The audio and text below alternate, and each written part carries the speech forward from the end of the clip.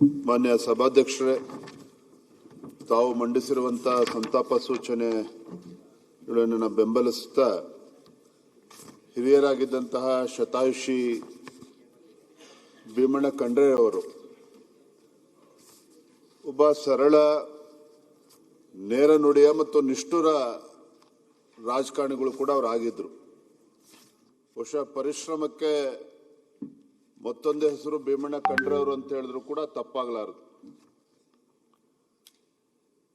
ವಿಶೇಷವಾಗಿ ಕಲ್ಯಾಣ ಕರ್ನಾಟಕದ ಧ್ವನಿಯಾಗಿ ಕಲ್ಯಾಣ ಕರ್ನಾಟಕದಲ್ಲಿ ಒಂದು ಶಿಕ್ಷಣ ಕ್ರಾಂತಿಯನ್ನು ಕೂಡ ಅವರ ನೇತೃತ್ವದಲ್ಲಿ ಆಗಿರುವಂಥದ್ದು. ಕಲ್ಯಾಣ ಕರ್ನಾಟಕದ ಯಾವುದೇ ವಿಚಾರಗಳು ಬಂದಂತ ಸಂದರ್ಭದಲ್ಲಿ ಅದರ ಧ್ವನಿಯಾಗಿ ಸದನದ ಒಳಗಡೆ ಮತ್ತು ಸದನದ ಹೊರಗಡೆನೂ ಕೂಡ ನಿರ್ಭೀತಿಯಿಂದ ಧ್ವನಿಯನ್ನು ಎತ್ತುವಂತ ಕೆಲಸ ಅವರ ನೇತೃತ್ವದಲ್ಲಿ ಆಗಿರುವಂಥದ್ದು ನಾವು ಯಾರೂ ಕೂಡ ಮರೆಯೋದಕ್ಕೆ ಸಾಧ್ಯ ಇಲ್ಲ. ಆ ಭಾಗದ ಒಂದು ಗಡಿ ಭಾಗದಲ್ಲಿ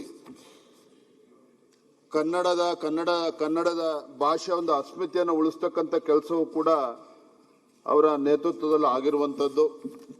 4 ಬಾರಿ ಶಾಸಕರಾಗಿ, ವಿಧಾನ ಪರಿಷತ್ ಸದಸ್ಯರಾಗಿ, ಸಚಿವರಾಗಿ ಅವರದೇ ಆದಂಥ ಕೊಡುಗೆಗಳನ್ನು ಈ ನಾಡಿಗೆ ನೀಡಿದ್ದಾರೆ. ಮತ್ತು ವಿಶೇಷವಾಗಿ ಉತ್ತರ ಕರ್ನಾಟಕದ ಯುವ ಜನತೆಗೆ ಒಂದು ಭವಿಷ್ಯವನ್ನು ರೂಪಿಸ್ತಕ್ಕಂಥ ನಿಟ್ಟಿನಲ್ಲೂ ಕೂಡ ಅವರು ಯಶಸ್ವಿಯಾಗಿರುವಂಥದ್ದನ್ನು ಈ ಸಂದರ್ಭದಲ್ಲಿ ಸ್ಮರಿಸ್ತಾ, ಅಖಿಲ ಭಾರತ ವೀರಶೈವ ಲಿಂಗಾಯತ ಮಹಾಸಭಾದ ಅಧ್ಯಕ್ಷರಾಗಿ ಬಹಳ ಸುದೀರ್ಘವಾಗಿ ಸೇವೆಯನ್ನು ಸಲ್ಲಿಸಿದ್ರು.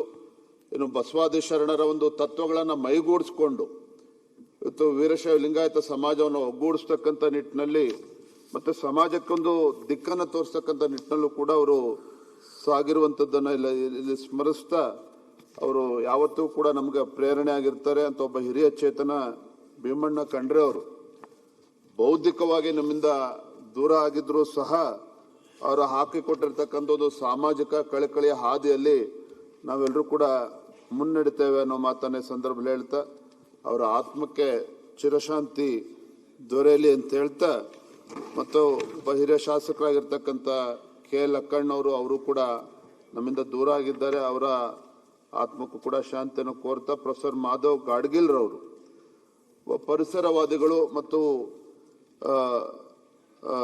ಪ್ರಧಾನಮಂತ್ರಿಗಳ ಒಂದು ವೈಜ್ಞಾನಿಕ ಸಲಹಾ ಮಂಡಳಿಯಲ್ಲೂ ಕೂಡ ಇದ್ದು, ಪಶ್ಚಿಮ ಘಟ್ಟಗಳ ಒಂದು ತಜ್ಞರ ಸಮಿತಿಯಲ್ಲೂ ಕೂಡ ಅವ್ರದೇ ಆದಂಥ ಜೋಡಿಸ್ಕೊಂಡು ಅವ್ರದೇ ಆದಂಥ ಸೇವೆಯನ್ನು ನಾಡಿಗೆ ನೀಡಿದ್ದಾರೆ. ಅವರ ಆತ್ಮಕ್ಕೂ ಕೂಡ ಚಿರಶಾಂತಿಯನ್ನ ಬಯಸ್ತಾ, ತಾವು ತಂದಿರತಕ್ಕಂಥ ಈ ಸಂತಾಪ ಸೂಚನೆಗೆ ಬೆಂಬಲವನ್ನು ನೀಡ್ತಾ ನನ್ನ ಮಾತನ್ನು ಮುಗಿಸ್ತೇನೆ. ಕೃಷ್ಣಪ್ಪನವರು